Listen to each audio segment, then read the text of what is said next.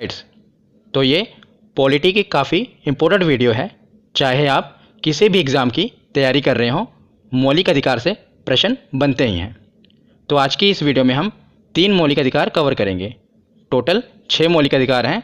आज की इस वीडियो में हम 3 मौलिक अधिकार कवर करेंगे और इससे नेक्स्ट पार्ट में बाकी के 3 मौलिक अधिकार को कवर करेंगे। तो मैंने काफ़ी डिटेल में समझाया है, और ना कि समझाया है बल्कि आपको इसे याद करने का तरीका भी बताऊंगा कि इसे याद कैसे करना है। तो ये वीडियो आपके लिए काफ़ी इम्पोर्टेंट होने वाली है। तो चलिए बिना देरी किए हुए वीडियो को शुरू करते हैं। तो चलिए वीडियो की शुरुआत करते हैं और सबसे पहले हम समझते हैं कि मौलिक अधिकार होते क्या हैं। तो मौलिक अधिकार वे अधिकार हैं जो हमसे सरकार छीन नहीं सकती। ना ही सरकार और ना ही कोई अन्य व्यक्ति मौलिक अधिकार हमसे छीन सकता है। हाँ, कुछ समय के लिए इन्हें स्थगित किया जा सकता है, जैसे कि आपातकाल के समय मौलिक अधिकार को स्थगित किया जा सकता है, पर इन्हें पूर्ण रूप से बाद में छीना नहीं जा सकता। कानूनी अधिकार सरकार छीन सकती है, पर मौलिक अधिकार सरकार छीन नहीं सकती। ये हमें स्वतंत्र रूप से जीने के लिए आवश्यक है मौलिक अधिकार। और इसे लिया कहाँ से गया है?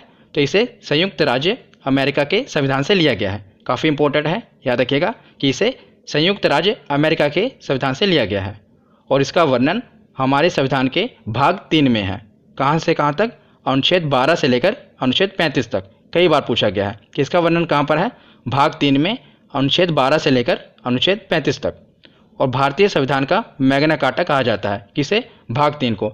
यानी मौलिक अधिकार को भारतीय संविधान का मैग्ना कार्टा कहा जाता है। तो मैग्ना कार्टा क्या है? मैग्ना कार्टा ब्रिटेन से ली गई अवधारणा है, और वहाँ के राजा किंग जॉर्ज ने एक संधि पत्र पर हस्ताक्षर करके वहाँ के नागरिकों को कुछ अधिकार दिए थे, जिसे मैग्ना कार्टा कहा जाता है। तो जब भी बात आती है अधिकार की, तो उस देश का उसे मैग्ना कार्टा कहा जाता है। तो भारत में अधिकारों की बात किस में है? तो भाग 3 में है। इसीलिए भाग 3 को भारतीय संविधान का मैग्ना कार्टा कहा जाता है, याद रखिएगा। तो जब मूल संविधान बना था उस समय कुल 7 मौलिक अधिकार थे, पर बाद में एक अधिकार खत्म कर दिया गया। अब कुल कितने अधिकार हैं? तो 6 मौलिक अधिकार हैं। तो वो कौन सा मौलिक अधिकार खत्म किया गया? तो संपत्ति का अधिकार। Very important. एग्जाम में कई बार पूछा जाता है कि कौन सा मौलिक अधिकार नहीं है, और नीचे लिखा होता है संपत्ति का अधिकार। तो याद रखिएगा, संपत्ति का अधिकार मौलिक अधिकार नहीं है। तो इसे कब खत्म किया गया? तो 44वें संविधान संशोधन 1978 ईस्वी में संपत्ति के अधिकार को मौलिक अधिकार से हटाकर अनुच्छेद 301 के अंतर्गत कानूनी अधिकार कर दिया गया। तो मैंने आपको बताया ना कि मौलिक अधिकार को छीना नहीं जा सकता, पर कानूनी अधिकार को सरकार छीन सकती है, और बाद में इसीलिए इसे मौलिक अधिकार से हटाकर कानूनी अधिकार कर दिया गया। ये मैं आपको बताऊंगा कि संपत्ति का अधिकार कानूनी अधिकार क्यों किया गया, पर अभी के लिए आप याद रखिएगा कि संपत्ति का अधिकार मौलिक अधिकार नहीं है। तो अब हम 6 मौलिक अधिकार देख लेते हैं कि कौन कौन से मौलिक अधिकार हमें प्राप्त हैं। उसके बाद मैं आपको ट्रिक से बताऊंगा कि इसे याद कैसे करना है। तो सबसे पहले है समता या समानता का अधिकार। इसका वर्णन संविधान के अनुच्छेद 14 से 18 तक है। उसके बाद है स्वतंत्रता का अधिकार। इसका वर्णन अनुच्छेद 19 से 22 तक है। उसके बाद है शोषण के विरुद्ध अधिकार। इसका वर्णन अनुच्छेद 23 से 24 तक है। उससे नेक्स्ट है धार्मिक स्वतंत्रता का अधिकार।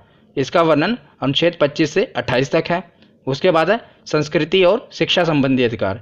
इसका वर्णन अनुच्छेद 29 से 30 तक है। और लास्ट में है संवैधानिक उपचारों का अधिकार। इसका वर्णन अनुच्छेद 32 में है। तो ये टोटल 6 मौलिक अधिकार हमें प्राप्त हैं। 6 फंडामेंटल राइट्स हैं और एग्जाम में पूछे जाते हैं। और याद रखिएगा, संपत्ति का अधिकार मौलिक अधिकार नहीं है। तो अब हम ट्रिक से देखते हैं कि इसको याद कैसे रखेंगे, इसको क्रम से याद कैसे रखेंगे। तो ट्रिक है EF ER ER। क्या है? EF ER ER।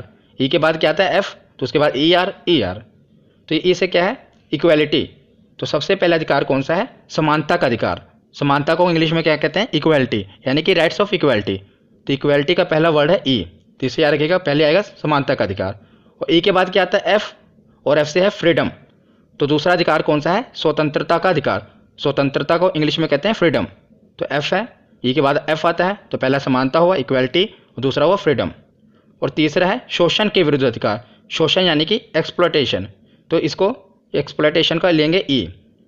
तो पहले भी ई था, फिर एफ आया, फिर आ गया ई। तो तीसरा होगा शोषण के विरुद्ध अधिकार। उसके बाद आएगा आर। आर यानी कि रिलीजन। तो रिलीजन यानी कि धार्मिक। धार्मिक को इंग्लिश में रिलीजन कहते हैं। तो इसका है आर।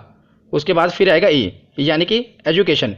तो जो 5वां अधिकार है संस्कृति और शिक्षा संबंधी अधिकार है। तो इसमें हम शिक्षा को देखेंगे, यानी कि एजुकेशनल देखेंगे। एजुकेशन और कल्चर साथ साथ ही आएंगे, आपको याद हो जाएगा बाद में, अभी आप सुन लीजिए बस। तो उसका बाद है एजुकेशन, उसका भी हम लेंगे ई। तो आखिरी है संवैधानिक उपचारों का अधिकार। संवैधानिक उपचारों को इंग्लिश में कहते हैं कॉन्स्टिट्यूशनल रेमेडीज़। तो जिस प्रकार हम घरेलू उपचार को कहते हैं ना होम रेमेडीज़, उसी प्रकार कॉन्स्टिट्यूशनल रेमेडीज़ संवैधानिक उपचारों को कहते हैं। तो जिस प्रकार ऊपर वाले को हमने देखा ना कल्चरल और एजुकेशनल का एजुकेशनल में ई लिया, उसी प्रकार संवैधानिक उपचारों में भी कॉन्स्टिट्यूशनल रेमेडीज़ का आर लेंगे। तो इस प्रकार हमारी ट्रिक बनेगी ई एफ ई आर। जिस प्रकार आप इस क्रम को याद रख पाएंगे, पहले तो आपको याद ही हो जाएगा कि पहला समानता का अधिकार होगा। आप मौलिक अधिकार की इस वीडियो को जब 2 बार देख लेंगे, आपको ये याद ही रहेगा कि जो पहला अधिकार है वो तो समानता का अधिकार है। उसके बाद हम इसको क्रम में कैसे याद रखेंगे, तो ई के बाद आता है एफ यानी कि फ्रीडम, फिर आएगा ई यानी कि शोषण वाला, फिर आएगा आर रिलीजन, फिर आएगा ई एजुकेशन, फिर आएगा आर रेमेडीज़। तो इस प्रकार आप इसके क्रम को याद रख सकते हैं। अब हम इसे डिटेल में देखते हैं। तो अब हम पढ़ते हैं पहला समानता का अधिकार, जिसका वर्णन संविधान के अनुच्छेद 14 से लेकर 18 तक है। पहले हम इसे डिटेल में पढ़ेंगे, उसके बाद मैं आपको बताऊंगा कि इसे याद कैसे करना है। तो सबसे पहले देखते हैं अनुच्छेद 14, जिसमें है विधि के समक्ष समानता। विधि मतलब कि कानून। तो कानून के सामने सब बराबर हैं। इसका अर्थ है कि कानून के सामने सब एक समान है तथा राज्य सभी व्यक्तियों के लिए एक समान कानून बनाएगा तथा उन पर एक समान ही लागू करेगा। मतलब कि कानून के सामने सब बराबर हैं, ये अनुच्छेद 14 में कहा गया है। तो जैसा कि ये आप इमेज देख रहे हैं, आपने फिल्मों में अदालतों में देखा होगा ये स्टैचू को, जिसकी आँख पर पट्टी बंधी होती है। तो इसमें क्या दर्शाया जाता है कि कानून के सामने सब बराबर हैं, चाहे अमीर हो या गरीब हो, सभी को एक प्रकार का न्याय मिलेगा। तो यही अनुच्छेद 14 में कहा गया है। तो उसके बाद देखते हैं अनुच्छेद 15। अनुच्छेद 15 में क्या है, धर्म, नस्ल, जाति, लिंग या जन्म स्थान के आधार पर भेदभाव पर निषेध। यानी कि राज्य के द्वारा धर्म, जाति, लिंग, नस्ल या जन्म स्थान के आधार पर नागरिकों के प्रति जीवन के किसी भी क्षेत्र में भेदभाव नहीं किया जा सकता। ये अनुच्छेद 15 में कहा गया है। अनुच्छेद 14 में समानता बताई गई है और अनुच्छेद 15 में कि किसी भी आधार पर भेदभाव नहीं किया जा सकता। तो उसके बाद है अनुच्छेद 16 कि लोक नियोजन के विषय में अवसर की समानता। लोक नियोजन के विषय मतलब कि सरकारी नौकरियों में सभी को समान अवसर मिलेंगे, सभी में समानता है। तो लोक नियोजन के संबंधित विषयों में सभी नागरिकों के लिए अवसर की समानता होगी। अवसर की समानता होगी, पर अपवाद इसमें है आरक्षण। तो संविधान में लिखा गया है कि पॉजिटिव डिस्क्रिमिनेशन किया जा सकता है। वैसे किसी के साथ भेदभाव नहीं किया जाएगा, पर पॉजिटिव डिस्क्रिमिनेशन किया जा सकता है। तो पॉजिटिव डिस्क्रिमिनेशन क्या है कि समाज का वो तबका या अभिन्न हिस्सा जो विकास की दौड़ में पीछे रह गया हो, तो उसे कुछ छूट देकर आगे बढ़ाया जाए, यानी कि आरक्षण दिया जाए। तो ये डिस्क्रिमिनेशन किया जा सकता है। आप ये नहीं कह सकते कि ये भेदभाव क्यों, सब हमें बराबर का अधिकार क्यों नहीं है। तो संविधान में ये साफ लिखा गया है कि पॉजिटिव डिस्क्रिमिनेशन किया जा सकता है। अगर कोई तबका पीछे छूट गया है तो उसे छूट देकर आपके बराबर लाया जाए, तो ये आरक्षण दिया जा सकता है। ये संविधान में कहा गया है। तो याद रखिएगा, 14 में समानता है, 15 में किसी आधार पर भेदभाव नहीं करना है और 16 में है लोक नियोजन के विषय पर समानता। तो उसके बाद है अनुच्छेद 17। अनुच्छेद 17 मतलब कि अस्पृश्यता का अंत। अस्पृश्यता यानी कि अनटचेबिलिटी। तो इसके अंतर्गत अस्पृश्यता अनटचेबिलिटी को एक दंडनीय अपराध घोषित किया गया है। आप किसी के धर्म, जाति, रंग के आधार पर उसे छुआछूत का भेदभाव नहीं कर सकते। ये अनुच्छेद 17 में कहा गया है। और नेक्स्ट है अनुच्छेद 18। तो अनुच्छेद 18 का क्या कहा गया है, उपाधियों का अंत। तो अनुच्छेद 18 के तहत सभी प्रकार की उपाधियां जो कि आज़ादी से पूर्व थी, उनको समाप्त कर दिया गया। मतलब कि इसके अंतर्गत उपाधियों को समाप्त कर दिया गया। अब भारत का कोई भी नागरिक अपने नाम से पहले कोई भी उपाधि नहीं लगा सकता। मसलन उदाहरण के स्वरूप स्वतंत्रता से पूर्व कुछ उपाधियां थी, जैसे कि महाराज, सुल्तान, बादशाह, राय बहादुर, इस तरह की बहुत सी उपाधियां थी। उन सबको अब समाप्त कर दिया गया है। अब आप देखते हैं कि आप नहीं देखते होंगे कि किसी के नाम के आगे महाराज लगा हो या सुल्तान लगा हो, पर आज़ादी से पहले ये लगता था महाराज मतलब फलाना नाम होता था। पर अब ये अनुच्छेद 18 के तहत खत्म कर दिया गया उपाधियों को। तो उसके आगे है कि राष्ट्रीय पुरस्कार जैसे कि भारत रत्न, पद्म विभूषण, पद्म भूषण आदि लिए जा सकते हैं, पर आप उपाधि के रूप में प्रयोग नहीं कर सकते। मतलब किसी को भारत रत्न मिला है तो वो अपने नाम के आगे भारत रत्न नहीं लिख सकता, मतलब उपाधि के रूप में इसे इस्तेमाल नहीं कर सकता। तो इसके कुछ अपवाद हैं, वो मैं आपको बताता हूँ कि इसमें उपाधियों का उपयोग किया जा सकता है। तो इसका अपवाद है एजुकेशन और आर्मी रैंक। मतलब एजुकेशन और आर्मी रैंक में कुछ उपाधियाँ हैं जो अपने नाम के आगे आप लगा सकते हैं। जैसे कि कोई पढ़ लिख कर प्रोफेसर बन जाता है तो अपने नाम के आगे प्रोफेसर लगाता है, कोई डॉक्टर बनता है तो अपने नाम के आगे डॉक्टर भी लगाता है। तो प्रोफेसर और डॉक्टर आप देखते हैं ना, लोग अपने नाम के आगे लगाते हैं। उसी प्रकार कुछ आर्मी की भी रैंक होती है, जैसे ब्रिगेडियर, कर्नल, कैप्टन, ये भी अपने नाम के आगे वो लगा सकते हैं। मतलब कि एजुकेशन और आर्मी रैंक की उपाधियों को लगाया जा सकता है। एग्जाम्पल के रूप में जैसे प्रोफेसर प्यारेलाल, प्रोफेसर लगा सकते हैं अपने नाम के आगे। डॉक्टर हाथी, तो डॉक्टर भी उन्होंने नाम अपने नाम के आगे लगाया। उसी प्रकार होता है ब्रिगेडियर भानु प्रताप, तो ब्रिगेडियर हो, कैप्टन हो या कर्नल हो, ये भी अपने नाम के आगे लगा सकते हैं। तो मतलब कि एजुकेशनल और आर्मी रैंक की ये उपाधियां लगाई जा सकती हैं। उसके अलावा कोई भी उपाधियों को अपने नाम के आगे नहीं लगाया जा सकता। ये अनुच्छेद 18 में कहा गया है। तो अब हमने समानता का अधिकार अनुच्छेद 14 से लेकर 18 तक डिटेल में कवर कर लिया। अब हम देखते हैं कि इसे याद कैसे करना है। तो मैं अब आपको बताता हूँ कि इसे याद कैसे करना है। हम क्रम से इसको याद कैसे करेंगे, क्योंकि इसके क्रम पूछ लिया जाता है, कई बार इसके मिलान चिन्ह में पूछ लिया जाता है कि अनुच्छेद 14 में क्या है, अनुच्छेद 16 में क्या है। तो हम इसे याद कैसे करेंगे, तो इसे हम एक मनगढ़ंत कहानी से याद करेंगे। जब भी आपको ऐसी कोई भी चीज़ याद करनी हो तो आप एक कहानी बना लें अपने मन में। तो एक कहानी बना लेंगे तो इसे आप काफ़ी देर तक याद रख सकते हैं। तो कैसे, अब देखिए। जैसे कि आपको पता होगा कि आज़ादी से पहले हमारे समाज में काफ़ी असमानता थी, तभी तो बाद में जब संविधान बना तो समानता का अधिकार दिया गया। तो समानता का अधिकार दिया गया तो सबसे पहले काफ़ी असमानता थी, इसीलिए आपको पता होगा कि समानता का अधिकार है तो इसमें सभी समानता की बात होगी। तो अनुच्छेद 14 में कहा गया कि कानून की नज़रों में सभी बराबर हैं। तो बराबर कैसे होंगे, तो अनुच्छेद 15 में कहा गया कि धर्म, नस्ल, जाति के अधिकार पे आपसे कोई भेदभाव नहीं होगा, इस प्रकार आप बराबर होंगे। तो लोगों ने कहा चलो ठीक है, अब भेदभाव तो नहीं होगा, पर हमारे पास रोजगार भी तो नहीं है, हम सरकारी नौकरियों में भी तो नहीं हैं। तो लोगों को कहा गया कि अब आपको सरकारी नौकरियों में भी अवसर की समानता होगी। आपको सरकारी नौकरी भी दे दी गई, पर अभी भी लोगों के मन में छुआछूत का वो है। तो क्या कहा गया कि अनुच्छेद 17 में सरकारी नौकरी देने के बाद आपको अस्पृश्यता का अंत कर दिया गया। और उसके बाद उपाधियों को भी खत्म कर दिया गया। अब ना रहेगा कोई राजा, ना रहेगा कोई भिखारी, तो ना ही आपसे कोई छुआछूत का विरोध होगा, मतलब छुआछूत नहीं होगा। तो पहले कानून की नज़रों में आपको समानता दी गई, तो समानता तो दे दी गई, किस प्रकार, धर्म, जाति, लिंग के आधार पर भेदभाव का विरोध करके। विरोध भी कर दिया गया, पर अभी भी नौकरियों में समानता नहीं है, तो उसके बाद नौकरियां दी गई। अभी भी लोगों के मन में क्या है, छुआछूत है, तो उसको खत्म कर दिया गया और उपाधियां भी खत्म कर दी गई। अब न रहेगा कोई राजा, न रहेगा कोई भिखारी, तो मतलब किसी के मन में छुआछूत नहीं रहेगा। तो इस प्रकार अभी कहानी से बनाइए, जिस प्रकार आप इसे क्रम से याद कर लेंगे। तो समानता के अधिकार के बाद है स्वतंत्रता का अधिकार, ये दूसरा अधिकार है। इसका वर्णन अनुच्छेद 19 से लेकर 22 तक है। याद रखिएगा, अनुच्छेद 19 से लेकर 22 तक। तो अनुच्छेद 19 में क्या कहा गया है, अनुच्छेद 19 के अंतर्गत वर्तमान समय में हमें कुल 6 स्वतंत्रता के अधिकार हैं, पर मूल संविधान में 7 तरह की स्वतंत्रता का उल्लेख था। तो जब वीडियो शुरू हुई थी उस समय मैंने आपको बताया था कि मूल संविधान में 7 मौलिक अधिकार थे और वर्तमान समय में 6 मौलिक अधिकार हैं। उसी प्रकार जो अनुच्छेद 19 है उसमें भी जो स्वतंत्रता के अधिकार थे वो पहले 7 थे, पर एक खत्म कर दिया गया। तो अब स्वतंत्रता के अधिकार 19 में कितने हैं, 6 हैं। जिस प्रकार मौलिक अधिकार पहले 7 थे, 6 हैं, उसी प्रकार अनुच्छेद 19 में जो स्वतंत्रता के अधिकार थे वो भी पहले 7 थे और अब 6 हैं। तो संपत्ति के अधिकार को खत्म किया गया, वो मैं आपको बताऊंगा क्यों खत्म किया गया था। और मैं आपको ये भी याद करने का तरीका भी बताऊंगा कि इसे क्रम वाइज याद करेंगे, कैसे करेंगे। पहले हम देख लेते हैं कि है क्या क्या। तो अनुच्छेद 19A में है बोलने की स्वतंत्रता। बोलने की स्वतंत्रता यानी कि जो आप मीडिया देखते हैं, प्रेस की स्वतंत्रता है, वो भी 19A के तहत ही आती है। तो 19A में है बोलने की स्वतंत्रता। अब आज आप देखते होंगे कि एक हवाई चप्पल पहना हुआ इंसान भी हवाई जहाज में बैठे हुए मंत्री को कुछ भी बोल सकता है, मतलब उसे बोलने की स्वतंत्रता है। तो ये हमें कहाँ से मिली है, तो संविधान के अनुच्छेद 19A के तहत ही हमें बोलने की स्वतंत्रता मिली है। 19B में क्या है, सभा करने की स्वतंत्रता। 19C में क्या है, संगठन बनाने की स्वतंत्रता। 19D में क्या है, देश में कहीं भी आवागमन करने की स्वतंत्रता। 19E में क्या है, किसी भी क्षेत्र में निवास करने और बसने की स्वतंत्रता। और 19F में क्या था, संपत्ति का अधिकार। यह हमारा पहले मौलिक अधिकार था, पर इसे अब कानूनी अधिकार बना दिया गया है, संपत्ति के अधिकार को। 19G में क्या है, व्यापार करने की स्वतंत्रता। तो ये आपको मैं अभी याद करने का तरीका बताऊंगा, पर अभी आप देख लीजिए कि यह है 19A से लेकर G तक स्वतंत्रता का अधिकार, जो कि अनुच्छेद 19 में है। तो ये जो है 19F संपत्ति का अधिकार, इसे खत्म कर दिया गया। और हमारे एग्जाम में पूछा जाता है, ऑप्शन दिए होते हैं 19D, E, F, G, इसमें कौन सा स्वतंत्रता का अधिकार खत्म कर दिया गया है, तो संपत्ति का अधिकार खत्म कर दिया गया है। तो इसकी ट्रिक क्या है कि आप इसे याद कैसे करेंगे।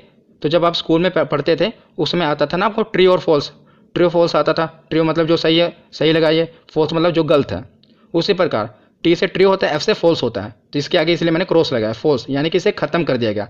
फॉल्स F से होता है फॉल्स, तो ये जो आपको अभी छोटी सी बात लग रही होगी, पर आप जब एग्ज़ाम में बैठेंगे आपको यही बातें क्लिक करेंगी माइंड में, क्योंकि जब आपको ऑप्शन आएगा A B C F G, तो आपको वहाँ पर यही बात क्लिक करेगी कि F से होता है फॉल्स, फॉल्स यानी कि क्रॉस।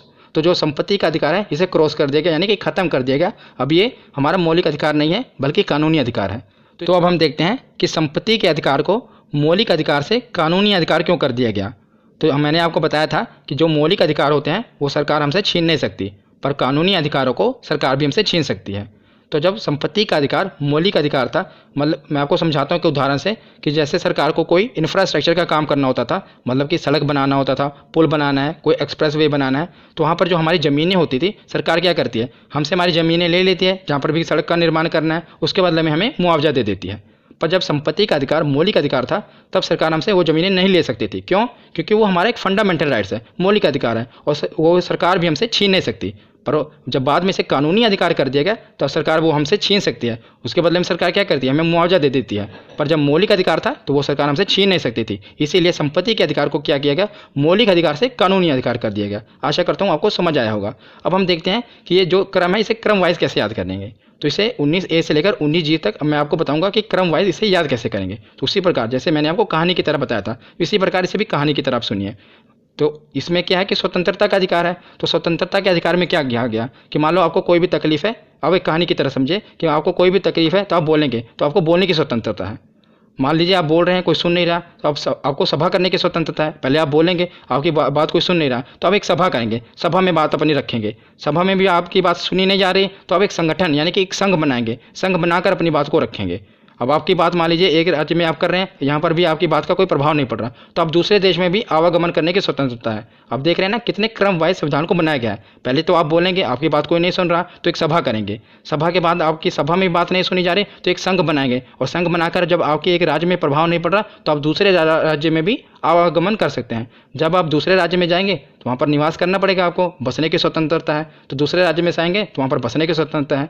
अब आप जब दूसरे राज्य में जाएंगे तो वहाँ तो आपको कमाना भी पड़ेगा ना, तो व्यापार करने की स्वतंत्रता भी आपको दी गई है। तो देखिए कैसे क्रम वाइज आप इसे कहानी की तरह याद कर सकते हैं। पहले आप बोलेंगे, आपकी बात कोई नहीं सुन रहा तो आप सभा करेंगे, सभा में भी आपकी बात नहीं सुनी जा रही तो आप एक संगठन बनाएंगे, तो एक राज्य में आपकी बात का प्रभाव नहीं बढ़ रहा तो दूसरे राज्य में आवागमन करेंगे। दूसरे राज्य में जब आवागमन करेंगे तो वहाँ आपको बसना पड़ेगा, तो बसने के लिए वहाँ पर निवास करेंगे। जब आप निवास करेंगे तो आपको कमाना भी पड़ेगा, तो व्यापार करने की स्वतंत्रता है। तो इस प्रकार कहानी से आप पूरा अनुच्छेद A से लेकर G तक याद रख सकते हैं। और बीच में मैंने आपको बताया कि 19F जो है फॉल्स है, यानी कि संपत्ति का अधिकार खत्म कर दिया गया है। तो इस प्रकार आशा करता हूँ आपको अनुच्छेद 19 याद हो गया होगा। तो अनुच्छेद 19 के बाद क्या है, अनुच्छेद 20। अनुच्छेद 20 में क्या है, दोष सिद्धि के संबंध में संरक्षण, यानी कि जब आपको अपराधी घोषित कर दिया जाए उस समय आपके पास क्या क्या अधिकार हैं ये इसमें वर्णन है। तो इसके अंतर्गत 3 प्रकार की स्वतंत्रता का वर्णन है। पहला, एक अपराध की एक ही सज़ा होगी।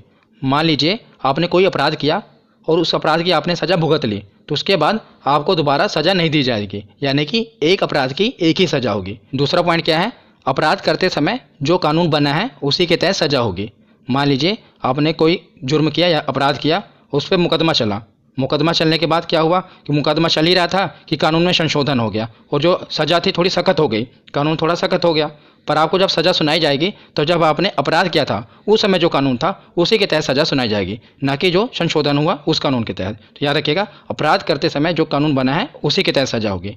तीसरा पॉइंट है कि खुद के खिलाफ गवाही देने के लिए बाध्य नहीं किया जा सकता। तो आपको खुद के खिलाफ, मान लीजिए कोई अपराधी है, उसको खुद के खिलाफ गवाही देने के लिए बाध्य नहीं किया जा सकता, ये अनुच्छेद 20 में कहा गया है। तो ये 3 पॉइंट है, याद रखिएगा। तो उसके बाद हम देखते हैं अनुच्छेद 21।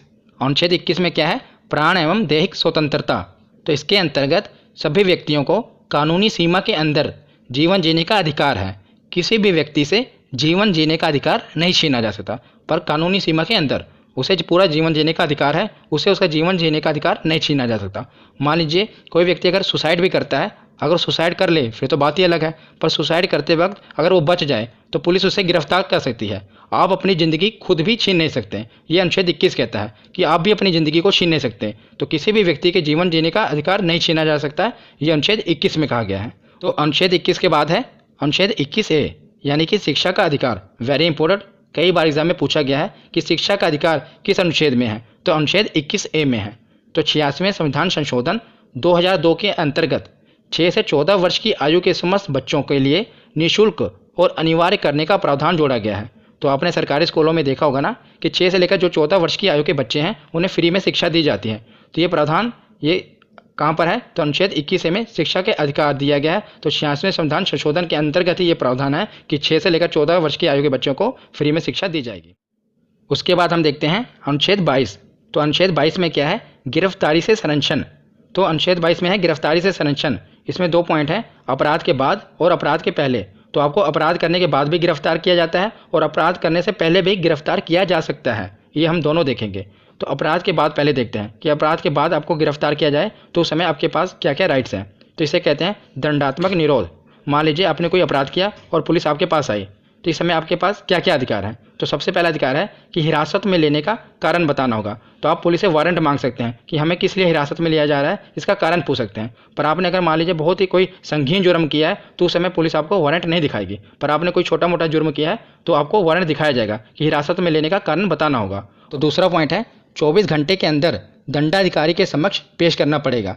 मान लीजिए पुलिस ने आपको पकड़ लिया और जेल में डाल दिया, तो उसे क्या करना होगा कि 24 घंटे के अंदर आपको दंडाधिकारी मैजिस्ट्रेट यानी कि जज के सामने पेश करना पड़ेगा। ये आपका अधिकार है कि उसे 24 घंटे के अंदर आपको जज के सामने पेश करना ही पड़ेगा। तो मान लीजिए वो आपको जज के सामने ले गए, तो जज आपसे पूछेगा कि आपके पास कोई बेगुनाही का सबूत है। अगर आप बेगुनाही का सबूत दे देते हैं तो जज आपको छोड़ देगा। नहीं दे पाएंगे तो आपको क्या करना होगा कि आप अपने पसंद के वकील से सलाह ले सकते हैं। मतलब आप एक वकील रख सकते हैं, तो वकील आपको बताएगा भाई क्या क्या करना है, वो आपको सलाह देगा। तो ये आपको पास 3 अधिकार हैं। पहले तो आप एक कारण पूछ सकते हैं हिरासत में लेने का, दूसरा 24 घंटे के अंदर आपको जज के सामने पेश करना पड़ेगा, और तीसरा क्या है कि आप अपने पसंद के वकील से सलाह ले सकते हैं। तो ये हुआ दंडात्मक विरोध, यानी अपराध करने के बाद आपके पास क्या क्या अधिकार हैं। तो दूसरा पॉइंट है अपराध के पहले, यानी पुलिस आपको अपराध के पहले भी गिरफ्तार कर सकती है। इसे कहते हैं हम निवारक निरोध। तो निवारक निरोध कानून के अंतर्गत किसी व्यक्ति को अपराध करने के पहले भी गिरफ्तार किया जा सकता है। तो उस समय आपको कोई वारंट दिखाने की ज़रूरत नहीं है। जैसे कि अभी धारा 370 हटी, तो वहाँ पर कुछ जो नेता थे, सरकार ने क्या किया, जब धारा 370 हटाई उसके पहले ही उन लोगों को नज़रबंद कर दिया। तो किस कानून के तहत किया? तो इसी निवारक निरोध के तहत, क्योंकि अभी उन्होंने कोई अपराध नहीं किया था। अपराध करने से पहले ही उन्हें नज़रबंद करा दिया गया, उन्हें गिरफ्तार कर लिया गया। तो उन्हें कोई वारंट नहीं दिखाया गया, उस समय उन्हें गिरफ्तार कर लिया गया क्योंकि उन्होंने अभी कोई अपराध नहीं किया। पर अगर उन्हें गिरफ्तार ना किया जाता तो वो भड़काऊ भाषण देते, वहाँ के लोगों को भड़काते। इसीलिए सरकार ने क्या किया, निवारक निरोध कानून का इस्तेमाल किया और उन्हें अपराध करने से पहले ही गिरफ्तार कर लिया। तो इस कानून के तहत वारंट दिखाने की कोई ज़रूरत नहीं है, और ऐसे व्यक्ति को बिना दंडाधिकारी के समक्ष पेश किए 3 महीने तक जेल में रखा जा सकता है। तो याद रखिएगा, जज के सामने 24 घंटे के अंदर पेश करने की ज़रूरत भी नहीं है, उसे 3 महीने तक जेल में रखा जा सकता है। तो याद रखिएगा, बहुत ही महत्वपूर्ण है। तो स्वतंत्रता का अधिकार खत्म हुआ। अब लास्ट हम देखते हैं तीसरा, शोषण के विरुद्ध अधिकार। तो स्वतंत्रता के अधिकार के बाद हम देखते हैं तीसरा अधिकार, शोषण के विरुद्ध अधिकार। तो इसके 2 ही अनुच्छेद हैं, अनुच्छेद 23 और 24। तो सबसे पहले हम देखते हैं अनुच्छेद 23। तो अनुच्छेद 23 में क्या है, मानव के दुर्व्यापार और बंधुआ मजदूरी पर प्रतिबंध। इसके अंतर्गत किसी व्यक्ति की खरीद बिक्री नहीं की जा सकती है और ना ही उसे ज़बरदस्ती मजदूरी करवाई जा सकती है, और इसका उल्लंघन करना एक दंडनीय अपराध है। मतलब किसी भी व्यक्ति की खरीद बिक्री नहीं की जा सकती है, मतलब उसका व्यापार नहीं किया जा सकता मनुष्य का, और ना ही उसे ज़बरदस्ती मजदूरी करवाई जा सकती है। इसका वर्णन है अनुच्छेद 23 में, और जो इसका उल्लंघन करेगा वो एक दंडनीय अपराध है। तो अनुच्छेद 23 के बाद हम देखते हैं अनुच्छेद 24। तो अनुच्छेद 24 में है बाल नियोजन पर प्रतिबंध, यानी कि 14 वर्ष से कम आयु वाले बच्चे को कारखाने, खदानों या अन्य जोखिम भरे काम पर नियुक्त नहीं किया जा सकता। ऐसा अगर कोई करेगा तो भी एक दंडनीय अपराध है। तो मतलब कि 14 साल से कम आयु वाले बच्चे को कारखानों में काम नहीं कराया जा सकता, न ही खदानों में कराया जा सकता है, न ही कोई जोखिम भरे काम उनसे करवाए जा सकते हैं। तो ये अनुच्छेद 24 में कहा गया है। तो आज की ये वीडियो यहीं पर ख़त्म होती है। जो बाकी के 3 अधिकार हैं इसे नेक्स्ट वीडियो में मैं कवर कराऊंगा। तो कैसी लगी ये वीडियो कमेंट सेक्शन में ज़रूर बताना। धन्यवाद।